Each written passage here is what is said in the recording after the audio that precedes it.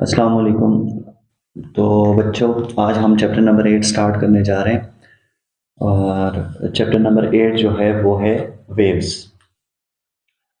Waves का जो concept है स्टार्ट में वही होगा जो आप लोगों ने नाइन्थ में सीखा हुआ है। तो इस चैप्टर में जो बेस है वो सारी आपकी नाइन्थ वाली ही बनेगी, लेकिन जो आगे कॉन्सेप्ट्स आएंगे आ, वो आपके लिए बिल्कुल नए होंगे। तो उन कॉन्सेप्ट्स को सीखने के लिए सबसे पहले आपको जो प्रीवियस कॉन्सेप्ट्स हैं उनको रिकॉल करना ज़रूरी है। तो उसके लिए सबसे पहला जो आज का लेक्चर होगा उसमें हम वेव को डिफाइन करेंगे और वेव की मुख्तलिफ टाइप्स को देखेंगे। तो अगर आप टाइप को डिफ्रेंशिएट करना सीख जाएं तो फिर उसके बाद आपके लिए बाकी टॉपिक्स इजी हो जाएंगे। सबसे पहले वेव को देखते हैं एक एग्जांपल से। वेव होती क्या है, जैसे मैं आपकी सिंपल से एक एग्जांपल लेता हूँ जो आप लोगों ने डेली लाइफ में ऑब्जर्व भी की होगी। सपोज करते हैं ये एक वाटर टब है और इस वाटर टब के अंदर हमारे पास यहाँ पर कोई छोटा सा पीस पड़ा हुआ है, लेट्स से वुड का कोई पीस है, ठीक है। अच्छा, मैं क्या करता हूँ, देखिए इस वाटर टब के अंदर किसी भी वजह से यहाँ पर कोई डिस्टर्बेंस प्रोड्यूस कर लेता हूँ। लेट्स से मैं इस मार्कर को इसके अंदर डिप कर लेता हूँ। अब जैसे ही मार्कर को डिप करूंगा तो क्या होगा कि यहाँ से कुछ ट्रांसफर होगा इस पीस ऑफ वुड की तरफ, और ये पीस ऑफ वुड अपनी ही जगह पर अप एंड डाउन मोशन करना स्टार्ट हो जाएगा। अब क्वेश्चन ये है कि यहाँ जो पीस ऑफ वुड है ये अपनी ही जगह पर अप एंड डाउन मोशन क्यों कर रहा है? The reason is that there is something which is transferred due to this disturbance, और इस डिस्टर्बेंस की वजह से जो चीज ट्रांसफर हुई है that is known as energy. तो इसका मतलब है यहाँ से यहाँ तक इस पीस ऑफ वुड को एनर्जी मिली होगी, और उस एनर्जी की वजह से यहाँ पर इस पीस ऑफ कॉर्क ने अप एंड डाउन मोशन करना स्टार्ट किया है। यहाँ पर ये जो एनर्जी ट्रांसफर हुई है इस पॉइंट से इस पॉइंट पर, इस पॉइंट को डिस्टर्ब करने की वजह से पीस ऑफ कॉर्क वुड तक, तो हम ऐसे कहेंगे कि यहाँ से यहाँ तक जो ट्रेवल की है that is known as wave. तो वेव का जो सबसे इजी कॉन्सेप्ट है वो क्या है कि हम कहेंगे वेव का प्रोड्यूस होती है जब हम किसी भी पॉइंट पर डिस्टर्बेंस प्रोड्यूस करते हैं। डिस्टर्बेंस प्रोड्यूस करेंगे तो उस डिस्टर्बेंस की वजह से दूसरे पॉइंट को वो डिस्टर्बेंस की वजह से वो एनर्जी ट्रांसफर होगी। तो वेव एक्चुअल में वो फिनोमेनन है जिसमें आप किसी भी पॉइंट पर डिस्टर्बेंस प्रोड्यूस करते हैं और डिस्टर्बेंस की वजह से एनर्जी का ट्रांसफर होता है। तो यहाँ पर डेफिनेशन देखें, a wave is a propagating disturbance और ऑसिलेशन। किसी भी जगह पर आप डिस्टर्बेंस या ऑसिलेशन प्रोड्यूस करें तो उसके रिजल्ट में क्या होगा, दैट ट्रांसफर्स एनर्जी, जो क्या करता है यहाँ तक एनर्जी ट्रांसफर करता है। यहाँ तक डेफिनेशन आपको क्लियर होगी। आगे क्या लिखा, without the net transfer of matter, यानी इसमें मैटर का कोई ट्रांसफर नहीं होता। मैटर का ट्रांसफर होने से क्या मुराद है, देखिए जरा, जैसे ये डिस्टर्बेंस यहाँ पर प्रोड्यूस होगी तो इसकी वजह से यहाँ पर वाटर के पार्टिकल्स आगे वो जो एनर्जी है वो ट्रांसफर करेंगे। अब इस केस में जो वाटर के पार्टिकल्स हैं ये खुद यहाँ से आगे मूव नहीं करते। अगर लेट्स सपोज ये खुद मूव कर रहे हैं तो इसके रीजन में इस पीस ऑफ वुड को भी तो आगे मूव करना चाहिए, लेकिन इसने आगे मूव नहीं किया। यहां से इसने अप एंड डाउन मोशन किया, तो इसकी अप एंड डाउन मोशन से ये साबित हो रहा है कि यहाँ पर ये जो पार्टिकल्स हैं वाटर के अंदर, उन पार्टिकल्स ने अपनी ही जगह पर अप एंड डाउन मोशन करके एनर्जी को आगे ट्रांसफर किया है। मीन्स यहाँ पर जो पार्टिकल्स हैं, पार्टिकल्स का कोई मेस है और वो कुछ जगह घेर रहे हैं, तो it means they are matter. तो ये मैटर यहाँ से यहाँ पर इस पॉइंट पर आगे ट्रांसफर नहीं हो रहा, वो सिर्फ और सिर्फ अपनी एनर्जी ट्रांसफर कर रहे हैं। होपफुली अब क्लियर हो गया होगा आपको, ठीक है। इसमें एनर्जी ट्रांसफर होती है, मैटर का कोई ट्रांसफर नहीं होता। क्लियर हो गया। एग्जाम्पल्स लिखेंगे वेव्स में, वाटर वेव्स जैसे अभी आपने देखी, लाइट वेव्स, लाइट आप तक पहुंच रही है, जैसे सन से देखें, आप अपने घरों की लाइट देखें तो वो एक वेव के फॉर्म में ट्रेवल करती है। वो किस तरह की वेव होती है वो बात की डिस्कशन है। इसी तरह मेरी आवाज आप तक पहुंच रही होगी स्पीकर के जरिए, ठीक है। तो वो आवाज आपके कानों तक क्यों पहुंच रही है, क्योंकि आपकी आवाज, जो मेरी आवाज है वो डिस्टर्बेंस प्रोड्यूस कर रही है एयर के अंदर। उस डिस्टर्बेंस की वजह से आपके कानों तक वो डिस्टर्बेंस या वो एनर्जी पहुंच रही है। Sound is a form of energy, तो इस वजह से वो साउंड वेव्स आपको मिल रही हैं। क्लियर हो गया होगा। अब यहां से आगे हम करते हैं वेव्स की कुछ टाइप्स। बच्चों वेव्स की जो टाइप्स हैं वो भी आप लोगों ने डिस्कस की हुई हैं, तो मैं ज़रा जल्दी से उनको डिफाइन कर लेता हूँ।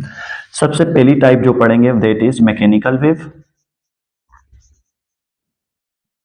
और दूसरी टाइप है, second type is electromagnetic wave.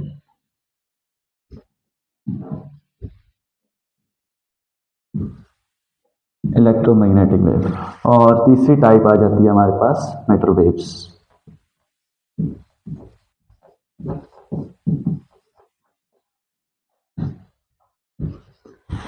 ठीक है। अब मैकेनिकल वेव्स और इलेक्ट्रोमैग्नेटिक वेव्स में डिफरेंस सिर्फ एक चीज का है, और वो है मीडियम का। देखें, कुछ वेव्स ऐसी होती है बच्चों जिनको ट्रेवल करने के लिए मीडियम की रिक्वायरमेंट जरूरी होती है, जस्ट लाइक मेरा साउंड। अब देखें, साउंड वेव्स अगर मैं आप तक पहुंचा पा रहा हूं तो इट मीन्स जो साउंड वेव है वो किसी मीडियम के जरिए आप तक पहुंच रही है, और वो मीडियम क्या है मेरे और आपके दरमियान में, दैट इज एयर।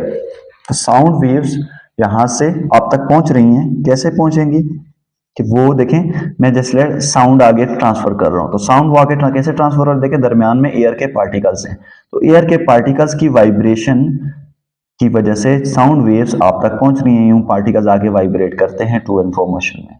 ठीक है, तो इनकी वजह से ये साउंड वेव आपके ईयर तक पहुंच रही है। अब ये जो एयर के पार्टिकल्स हैं यहां पर, ये किस तरह एक्ट करेंगे, they will act as a medium. तो अगर दरमियान में से मैं एयर के पार्टिकल्स को हटा लूं, मींस एयर को हटा लूं, तो अब मैं साउंड बेशक निकालता रहूं तो आपके ईयर तक कोई साउंड प्रोड्यूस या कोई साउंड नहीं पहुंचेगी। तो इसका रिजल्ट क्या हुआ कि एक ऐसी वेव जिनको अपनी प्रोपोगेशन के लिए मीडियम की रिक्वायरमेंट होती है, उन्हें कहते हैं हम मैकेनिकल वेव्स। तो मैकेनिकल वेव्स कौन सी होगी, such waves which require material medium for their propagation। ऐसी वेव्स जिनको अपनी प्रोपोगेशन के लिए मटेरियल मीडियम की रिक्वायरमेंट की जरूरत होती है। इसी तरह देखें, जैसे आपने देखी अभी वाटर वेव्स, तो वाटर वेव्स आप एक पॉइंट से दूसरे पॉइंट तक कैसे पहुंच रही हैं, अगर वाटर ही ना होता, आप उस पॉइंट को डिस्टर्ब करें तो क्या कोई वेव्स प्रोड्यूस होंगी, आंसर इज नो। तो वाटर वेव्स कैसे प्रोड्यूस हो रही हैं, क्योंकि आपने वहां पर मीडियम के तौर पर वाटर रखा हुआ है। ठीक है, तो वाटर होगा तो या मीडियम होगा तो तभी वेव जो है वो ट्रांसफर होंगी। क्लियर हो गया। ठीक है, अब जो ये जो मैकेनिकल वेव्स हैं दे कैन बी ट्रांसवर्स और लॉन्गिट्यूडनल।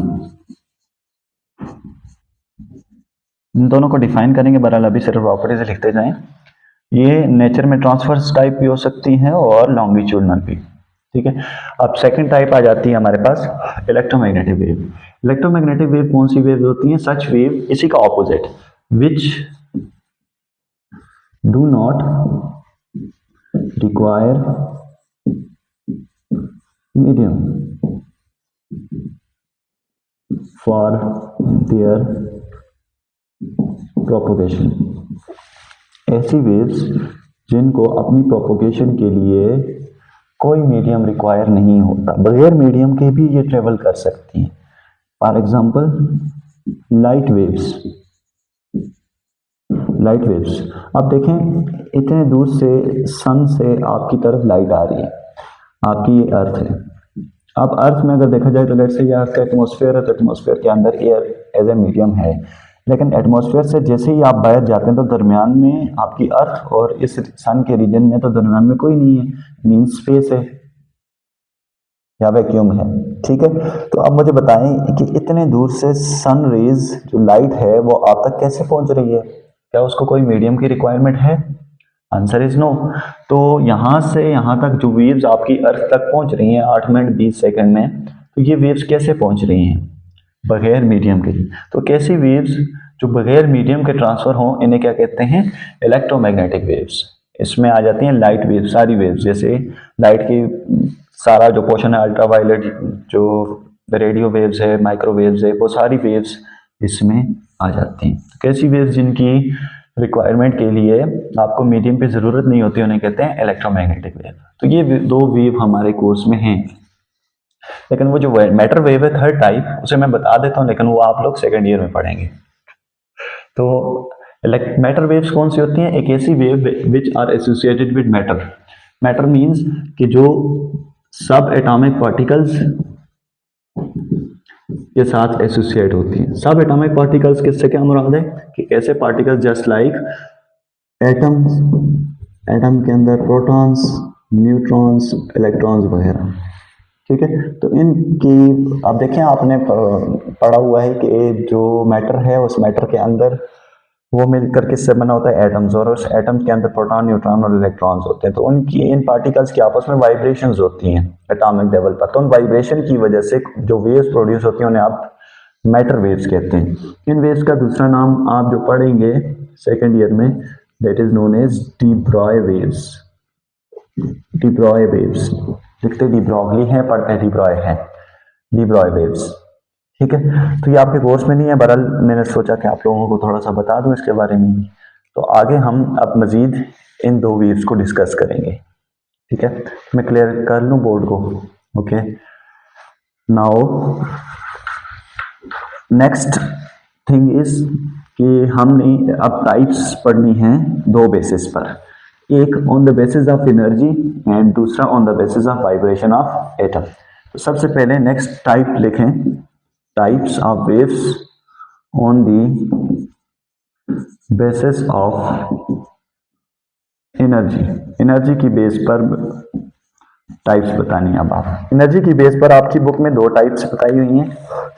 जो पहली टाइप है, यानी आपके चैप्टर नंबर 8 का जो पहला पोर्शन है, वो सारा का सारा किस पर बात करेगा? प्रोग्रेसिव वेव्स पर। और इसी का जो सेकंड पोर्शन होगा वो हमारे पास आएगा स्टेशनरी वेव्स।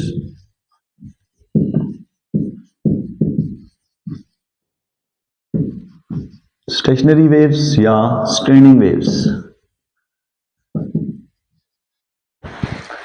अब प्रोग्रेसिव वेव्स क्या होती हैं? प्रोग्रेसिव वेव्स का मतलब है एक ऐसी वेव जो कि प्रोग्रेस कोई शो करे। अब ये किस बेस पर प्रोग्रेस शो करेंगी? सच वेव्स in which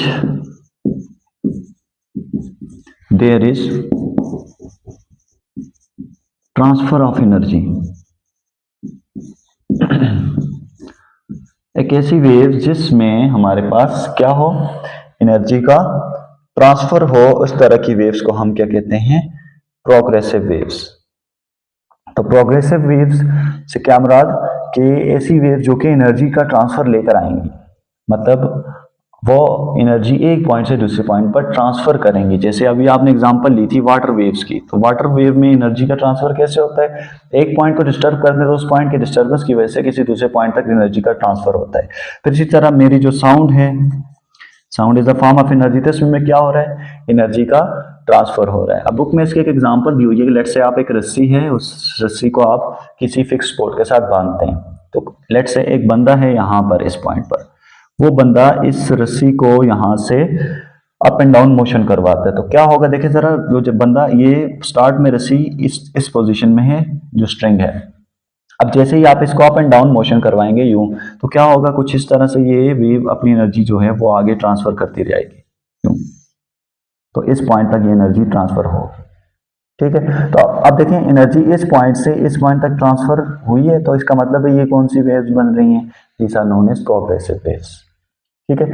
इसी के साथ दूसरी वेव्स जो होती हैं इसका उलट हो, स्टेशनरी वेव्स कहते हैं। स्टेशनरी वेव्स कौन सी होती हैं? Such waves which do not transfer energy. इसमें एनर्जी का ट्रांसफर नहीं होता। अब इसमें और इसमें क्या डिफरेंस है? मैं स्टेशनरी वेव्स को इतना अच्छे से अभी नहीं डिफाइन करता, जब हम उस टॉपिक पे जाएंगे स्टेशनरी वेव्स के, तो वहां पर हम क्लियर कर लेंगे। तो हम सिर्फ रिस्ट्रिक्ट रहते हैं अभी स्टार्ट में प्रोग्रेसिव वेव्स पर ही।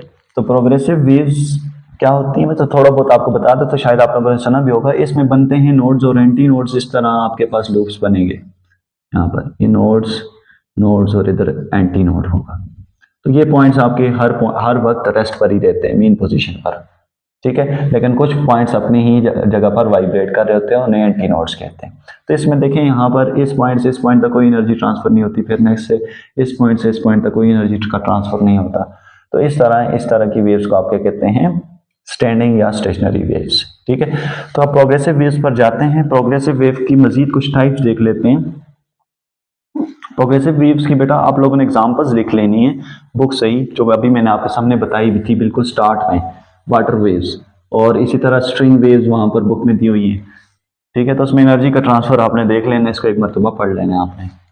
फिर उसके बाद इसी प्रोग्रेसिव वेव को लेकर चलते हैं, टाइप्स ऑफ प्रोग्रेसिव वेव्स।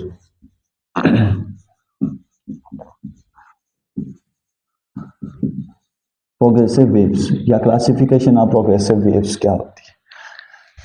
देखिए, प्रोग्रेसिव वेव्स हमारे पास दो तरह की होती हैं। एक आती है ट्रांसवर्स वेव और दूसरी आ जाती है लॉन्गिट्यूडनल। लॉन्गिट्यूडनल या इसका दूसरा नाम कंप्रेशनल वेव्स भी है। अब इन दोनों को हम एक्सप्लेन कर लेते हैं। तो देखिए जरा, मैं इसको रेज करने लग रहा हूं। सबसे पहली हेडिंग डाली ट्रांसवर्स वेव। अब बेटा ये जो ट्रांसवर्स वेव है ना और लॉन्गिट्यूडनल वेव हैं, ये मजीद टाइप्स हैं प्रोग्रेसिव वेव की on the basis of vibration of atoms. तो आप कह सकते हैं on the basis of vibration of atoms और particles there are two types of waves की दो टाइप्स हैं। अब वो कौन सी हैं? सबसे पहली आ जाएगी ट्रांसवर्स वेव और दूसरी आ जाएगी लॉन्गिट्यूडनल। तो पहले ट्रांसवर्स वेव को हम डिफाइन कर लेते हैं। ट्रांसवर्स वेव क्या होती है? डेफिनेशन में अभी नहीं लिखवाता, आप पहले इसको एग्जांपल से समझें। देखें, सपोज करें हमारे पास ये एक पार्टिकल है, ये कोई भी मीडियम है, उस मीडियम के अंदर मैं कोई डिस्टर्बेंस प्रोड्यूस कर रहा हूँ। ठीक है, लेट्स से इस पॉइंट पर मैं कोई डिस्टर्बेंस प्रोड्यूस कर रहा हूँ। वाटर वेव्स का एग्जांपल ले। ठीक है, वाटर वेव्स में मैं डिस्टर्बेंस प्रोड्यूस कर रहा हूँ। अब एक डिस्टर्बेंस प्रोड्यूस होगी, वो किस तरह होगी? देखिए जरा, जैसे मैं इस पॉइंट पर डिस्टर्बेंस प्रोड्यूस करूंगा, यानी इस पार्टिकल्स को यूं अप एंड डाउन मोशन करवाऊंगा, या आप स्ट्रिंग के एग्जांपल भी आप ले सकते हैं। ठीक है, तो पार्टिकल को अप एंड डाउन मोशन कराऊंगा, तो अप एंड डाउन मोशन से क्या होगा कि यहाँ पर जो मीडियम के पार्टिकल्स हैं, कुछ पार्टिकल्स यूं, देखिए स्टार्ट में लेट्स से मैं बिल्कुल स्टार्ट में लेट्स से मैं कहता हूँ एक स्ट्रिंग है, या जो किसी भी मीडियम पर पार्टिकल्स हैं वो बिल्कुल रेस्ट पर पड़े हुए हैं। ठीक है, तो अब इस पॉइंट पर मैं डिस्टर्बेंस प्रोड्यूस करूंगा, तो डिस्टर्बेंस प्रोड्यूस करने से आपको क्या पता मिला अभी स्टार्ट में कि एनर्जी ट्रांसफर होगी आगे। ठीक है, तो अब एनर्जी जैसे ही ट्रांसफर होगी तो क्या होगा, ये पार्टिकल्स, हर एक पार्टिकल अपनी ही ये मीन पोजीशन होती है, मीन पोजीशन पर जो है वो अप एंड डाउन मोशन करना स्टार्ट कर लेगा। तो रिजल्ट में क्या होगा, देखो जरा, ये पार्टिकल्स यहाँ पर देखें, पार्टिकल्स ट्रांसफर नहीं होगा, उन्होंने कहा था particles up and down motion करेंगे। तो कुछ पार्टिकल्स देखें, लेट से ये पार्टिकल यहाँ तक जाता है, अगला पार्टिकल कुछ यहाँ तक जाएगा, और उससे अगला पार्टिकल लेट से यहाँ तक जाता है। ठीक है, फिर नेक्स्ट लेट से उससे अगले पार्टिकल को डिस्टर्बेंस मिली, लेट से वो यहाँ तक गया, उससे अगला पार्टिकल यहाँ तक, उससे अगला पार्टिकल यहाँ तक, फिर नेक्स्ट पार्टिकल को फिर डिस्टर्बेंस मिली, अप, फिर यूं, फिर नेक्स्ट पार्टिकल को फिर डिस्टर्बेंस मिली, डाउन डाउन डाउन, यूं। अभी तो देखें पार्टिकल्स अपनी ही मीन पोजीशन पर अप एंड डाउन मोशन करना स्टार्ट करके। ठीक है, तो अब देखें इस केस में पार्टिकल्स की जो मोशन है वो पार्टिकल्स की जो एनर्जी ट्रांसफर है वो किधर जा रही है, आगे की तरफ। मींस पार्टिकल्स यूं आगे की तरफ अपनी एनर्जी का ट्रांसफर कर रहे हैं, तो इसका मतलब है ये वेव इस तरफ आगे को बनेगी। ठीक है, अच्छा, इस केस में जो वेव का आगे को बनना है ना, इसे मैं कहूंगा this is direction of propagation of wave। ठीक है, अब देखें इसमें पार्टिकल्स कैसे मूव कर रही हूं।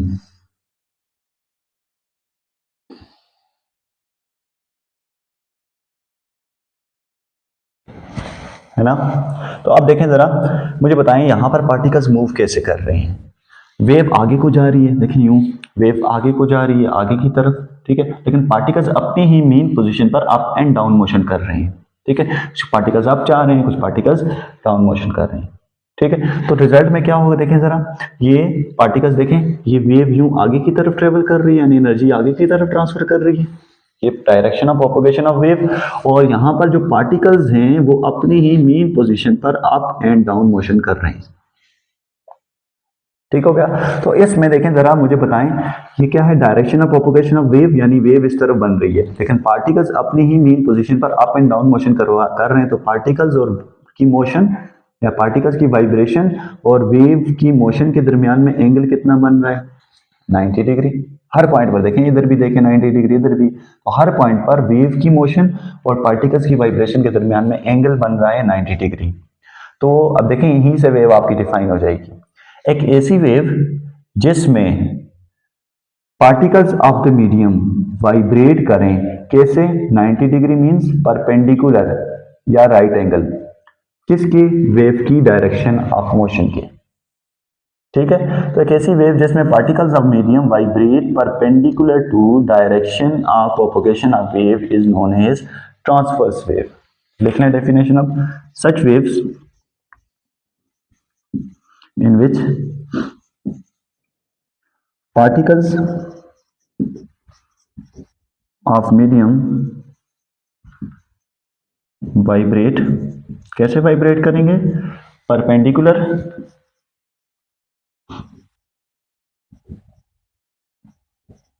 To direction of propagation of wave, ठीक हो गया। जिसमें पार्टिकल्स ऑफ मीडियम वाइब्रेट करते हैं, कैसे, perpendicular to direction of propagation of wave. Perpendicular या परपेंडिकुलर का दूसरा नाम आप कह सकते हैं और at right angle, particles of medium perpendicular या राइट एंगल हों किसके, direction of propagation of wave, ठीक है। अच्छा, यहां से बात नोट करें, जो सेंटर वाली जो लाइन होगी इसे हमेशा क्या कहते हैं, जहां पर पार्टिकल्स रेस्ट पर होते हैं वो उसकी मेन पोजीशन होती है, ठीक है। तो अब देखें कुछ पार्टिकल्स मेन पोजीशन से ऊपर हैं, ऊपर की तरफ जा रहे हैं, और कुछ पार्टिकल्स मेन पोजीशन से नीचे की तरफ जा रहे हैं। तो वो पार्ट ऑफ द वेव जिसमें पार्टिकल्स मेन पोजीशन से ऊपर हों उन्हें कहते हैं वेव का क्रस्ट बनना, ठीक है। और वो पार्टिकल जो मेन पोजीशन से नीचे होते हैं उन्हें कहते हैं वेव का ट्रफ बनना।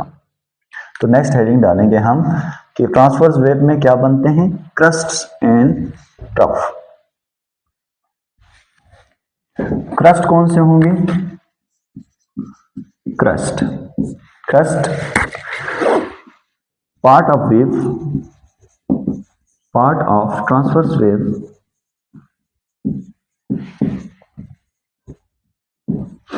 which is above the mean position,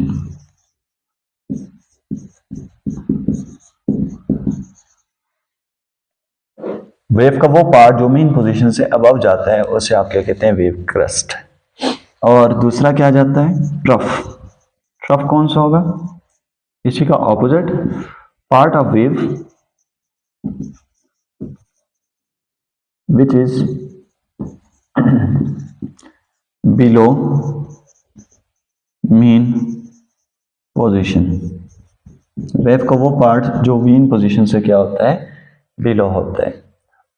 clear हो गया, ठीक है। अब इसमें एग्जांपल्स कौन सी आ जाएंगी, एग्जांपल्स ट्रांसवर्स वेव में एग्जांपल्स आ जाएंगी बेटा, वाटर वेव्स,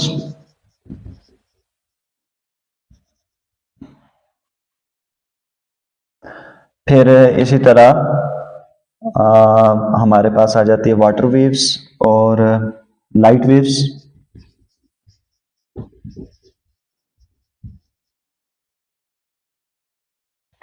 तो इसी तरह आपकी बुक में कुछ लिखी हुई हैं जस्ट लाइक रेडियो वेव्स, वो भी लाइट में ही आती है। फिर इसी तरह टेलीविजन वेव्स और मोबाइल फोन सिग्नल्स,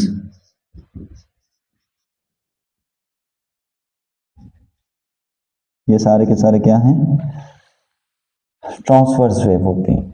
ठीक है, तो लाइट वेव को हम डिस्कस करेंगे भी आगे जाकर कि वो कैसे ट्रांसवर्स वेव होती है। ठीक है, तो ट्रांसवर्स वेव आपको क्लियर होगी। नेक्स्ट सेकंड डालें, सेकंड टाइप जो आ जाएगी that is known as longitudinal और कंप्रेशनल वेव। नाउ बेटा, लॉन्गिट्यूडनल और कंप्रेशनल वेव और ट्रांसवर्स वेव में डिफरेंस बहुत आसान। लॉन्गिट्यूडनल सेकंड,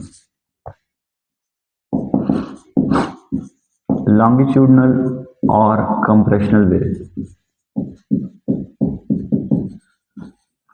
लॉन्गिट्यूडनल और कंप्रेशनल वेव को भी देखें, पहले एग्जांपल से समझे। लेट्स सपोज हमारे पास एक स्प्रिंग है, ठीक है, जिसे आप स्लिंग की स्प्रिंग कहते हैं। अब उस स्लिंग की स्प्रिंग स्टार्ट में लेट्स से कुछ इस तरह किसी फिक्स पोर्ट के साथ बांधा हुआ है। ठीक है, अब देखें मैं यहां से इस स्लिंग की स्प्रिंग को इस पॉइंट से डिस्टर्ब करता हूं। अब डिस्टर्बेंस आपने कैसे करनी है? अब देखें, डिस्टर्बेंस उस तरह नहीं करनी जैसे आपने पीछे की थी, वो अप एंड डाउन मोशन अब आपने नहीं करनी है। ठीक है, अब आपने डिस्टर्बेंस कैसे प्रोड्यूस करनी है? आपने स्लिंग की स्प्रिंग को यूं अंदर की तरफ पहले कंप्रेस करना है, फिर उसके बाद बाहर की तरफ करना है, एक्सपेंड। ठीक है, यूं अब इस तरफ यूं आपने क्या करना है, स्लिंग की स्प्रिंग पर फोर्स लगानी है। तो अब क्या होगा, लेट्स से मैं पहली पोजीशन पर इसको देख लेता हूं, मैं इस तरफ अंदर की तरफ कंप्रेस करता हूं, तो क्या होगा देखो बेटा, कुछ ये यहां से जैसे इसको कंप्रेस करूंगा तो यहां से ये सारे एक दूसरे के करीब करीब आएंगे, कुछ इस तरह से आपके पास बन जाएगी, बिल्कुल करीब आएंगे ये सारे, मतलब एक जगह पर इकट्ठे हो जाएंगे। तो इस तरह ये सारी की सारी जो डिस्टर्बेंस है, देखिए इस पॉइंट से आप डिस्टर्ब करेंगे तो डिस्टर्बेंस से ये सारी डिस्टर्बेंस आगे तक सारे स्प्रिंग में ट्रांसफर होगी। रिजल्ट में क्या होगा कि यहाँ पर ये जो पॉइंट्स हैं इस तरह यहाँ पर बनेंगे, फिर कुछ देर के बाद देखें, फिर कुछ देर के बाद यहाँ पर चले जाएंगे, फिर कुछ देर के बाद नेक्स्ट यहाँ पर चले जाएंगे, और करते करते एक फिक्स स्पोर्ट को इस पॉइंट तक ये डिस्टर्बेंस प्रोड्यूस हो जाएगी। तो देखें ये पहली पोजीशन इस तरह आगे जो है ये ट्रांसफर होते जाएंगे। ठीक है, तो यानी आपने स्प्रिंग को पहले पॉइंट पर यूं आगे की तरफ कंप्रेस किया, तो कंप्रेस करने से क्या होगा, ये सारे पार्टिकल्स आगे की तरफ जाएंगे, तो एक जगह पर इकट्ठे होकर आगे डिस्टर्बेंस को ट्रांसफर करेंगे। ठीक है, ये जो पार्टिकल्स एक जगह पर इकट्ठे होकर डिस्टर्बेंस को ट्रांसफर कर रहे हैं, इन्हें कहते हैं वेव का कंप्रेशन बनना। ठीक है, मैं डिफाइन करूंगा अभी आगे वेव का कंप्रेशन बनना। ठीक है, तो पहली पोजीशन आपको समझ आ गई कि पार्टिकल्स कंप्रेशन में एक जगह पर बहुत ज्यादा क्राउडेड आ जाएंगे। ठीक है, अब नेक्स्ट क्या होगा, देखिए पार्टिकल्स जो आपने इस तरफ वाइब्रेट किया, तो अब इसी तरफ पीछे की तरफ यूं टू एंड फ्रो मोशन में करेंगे, पहले आगे फिर इस तरफ पीछे भी। ठीक है, यूं आगे पीछे इस तरह, तो फिर नेक्स्ट आपने इस पार्टिकल्स को पीछे की तरफ डिस्टर्ब करना है, तो क्या होगा, देखिए जब आप पीछे की तरफ डिस्टर्ब करेंगे तो कुछ ये ओपन हो जाएंगे इस तरह। ठीक है, आप पीछे की तरफ जैसे डिस्टर्ब करेंगे तो देखें ऐसे इस तरह आगे डिस्टर्ब किया फिर पीछे डिस्टर्ब किया, तो डिस्टर्बेंस आगे ट्रांसफर होगी फिर पीछे ट्रांसफर होगी, तो इस तरह क्या होगा कि ये जो पार्टिकल्स हैं अब नेक्स्ट उसी तरह ये डिस्टर्बेंस आगे वाले पार्टिकल्स में इस तरह ओपनली ट्रांसफर होगी, फिर उससे आगे वाले पार्टिकल्स। ठीक हो गया, तो अब इसमें क्या होगा कि यहाँ पर पार्टिकल्स में देखें, पहले वाले केस में जब आपने उसको डिस्टर्ब किया तो पार्टिकल्स एक जगह पर बहुत ज्यादा करीब आए थे। अब आपने जैसे पार्टिकल्स को डिस्टर्ब किया तो वो एक दूसरे से दूर जा रहे हैं। ठीक है, यानी ओपन होते जा रहे हैं, तो इस पार्ट को क्या कहते हैं, this is known as rarefaction. ठीक हो गया।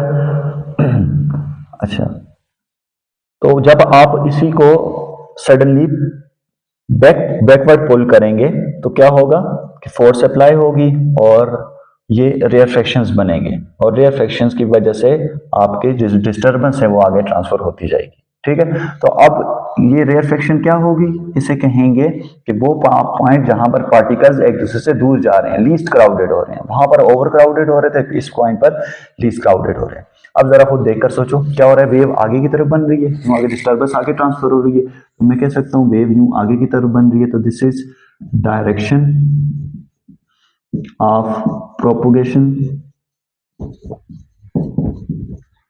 Of wave. ये क्या है, वेव की direction of propagation.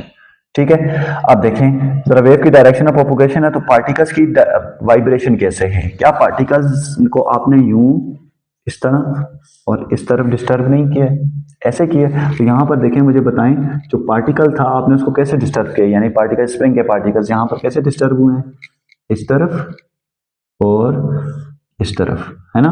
This is known as the vibration of particles. तो आप जरा गौर से देखकर बताएं कि यहां पर वाइब्रेशन ऑफ पार्टिकल्स और direction of propagation of wave कैसी है। क्या दोनों के दरमियान में अब 90 डिग्री का एंगल बन रहा है? नो, अब तो 90 नहीं बन रहा। तो अब कितना एंगल बन रहा है देखें जरा।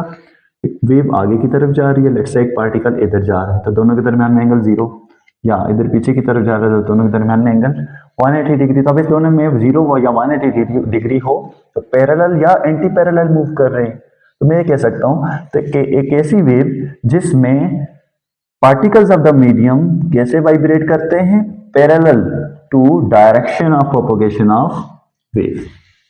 क्लियर हो गया? ठीक है, तो इसी की डेफिनेशन बिल्कुल उसके ऑपोजिट। तो such wave in which particles of medium vibrate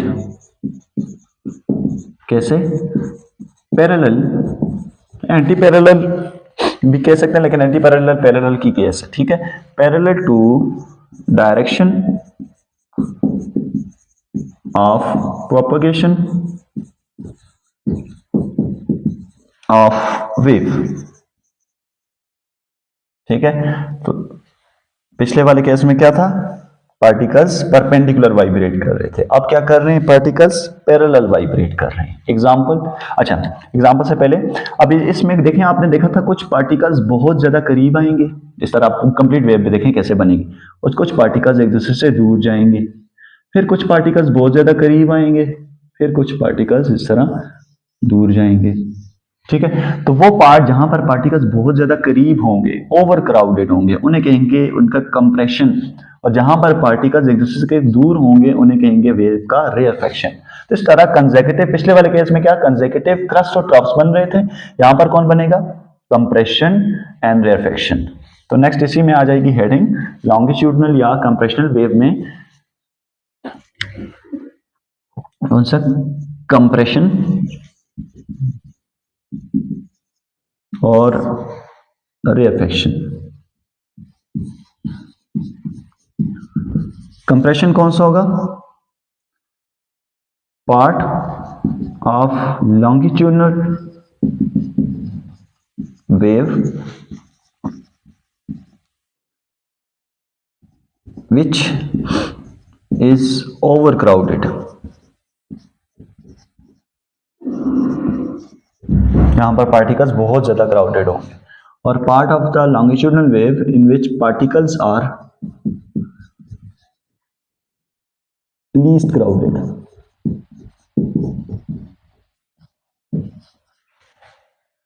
ठीक हो गया। अब इसमें एग्जांपल्स क्या आ जाएंगे, एग्जांपल्स साउंड वेव्स।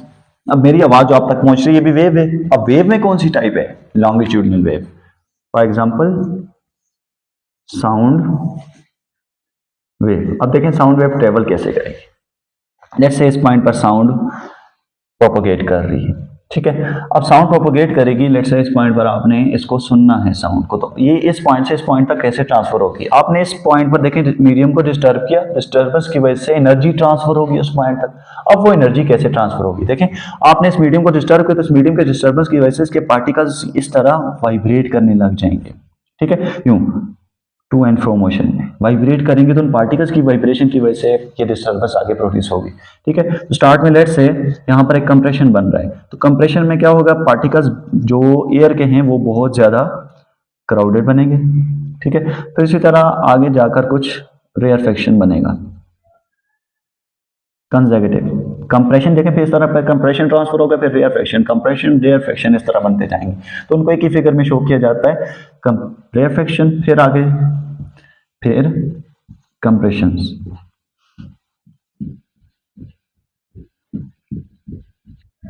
देखिए इस तरह कंप्रेशन, आपने क्या पार्टिकल्स को आगे डिस्टर्ब किया, डिस्टर्बेंस की वजह से वो पार्टिकल्स आगे एनर्जी ट्रांसफर करेंगे, फिर पार्टिकल्स डिस्टर्ब होकर वापस इधर भी आएंगे, ठीक है। तो अब जैसे ही बैकवर्ड पुश होंगे, तो बैकवर्ड पुश की वजह से ये बनेंगे रेयरफेक्शंस, और फॉरवर्ड पुश की वजह से क्या बनेंगे, कंप्रेशंस। फिर इस तरह आगे फिर पार्टिकल्स दूर होते जाएंगे, ठीक है, तो वो ये बनेगा स्टार्ट में, देखें ये बना आपके पास कंप्रेशन, ये रेयरफेक्शन, ये कंप्रेशन, ये रेयरफेक्शन। तो कंसेक्यूटिव कंप्रेशन और रेयरफेक्शन की वजह से साउंड वेव्स आप तक ट्रेवल कर रही, ठीक है। तो इसी तरह एक और एग्जांपल भी बुक में लिखी हुई है, शॉक वेव्स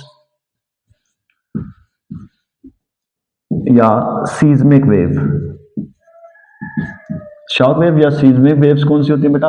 वैसी वेव जो किसकी वजह से प्रोड्यूस होती है? अर्थक्वेक। अर्थक्वेक की वजह से जो वेव्स प्रोड्यूस होती हैं उसे आप क्या कहते हैं? Seismic wave. अब इसमें सीज्मिक वेव में देखें, आपने देखा होगा कि किसी दूर की जगह पर अर्थक्वेक होता है तो उसकी वजह से जो प्लेट्स हैं वो आपस में टकराती हैं, तो प्लेट्स के टकराने की वजह से वो जो प्लेट्स की एनर्जी है वो आगे ट्रांसफर होती है, तो उसकी वजह से देखें आपको दूर के इलाकों में भी उस एनर्जी को क्या जो फील है वो उस एनर्जी का जो फील है वो आता है सब, ठीक है। तो इस वजह से वो जो एनर्जी का ट्रांसफर एक पॉइंट से दूसरे पॉइंट तक, वो शॉक वेव्स की वजह से कौन सी वेव वहां पर प्रोड्यूस होती हैं? कंप्रेशनल या लॉन्गिट्यूडनल वेव, ठीक है। तो होपफुली आपको ये टॉपिक क्लियर हो गया होगा। तो अब आपने ऐसा काम करना है कि आपने एक जगह पर डिफरेंसेस लिखने होंगे। क्वेश्चन पहला कि differentiate between mechanical and electromagnetic waves, पहला क्वेश्चन आपका ये आ जाएगा। क्वेश्चन नंबर 2 आपका आ जाएगा डिफरेंशिएट बिटवीन, दूसरी वेव्स आपने पढ़ी थी progressive and stationery waves,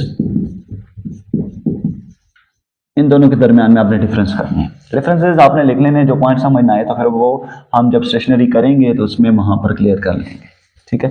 question number 3 differentiate between, ये आपने तो अच्छे से समझा हुआ तो इसको अच्छे से आपने कर लेना है।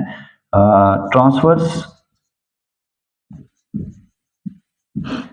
एंड लॉन्गिट्यूडनल वेव्स, ये आपकी जो एक्सरसाइज है उसके कंसेप्चुअल क्वेश्चन भी दो यहां से हो जाएंगे आपके, तो आपने अभी से ही साथ साथ उन कंसेप्चुअल क्वेश्चंस को भी करते जाना है, ठीक है।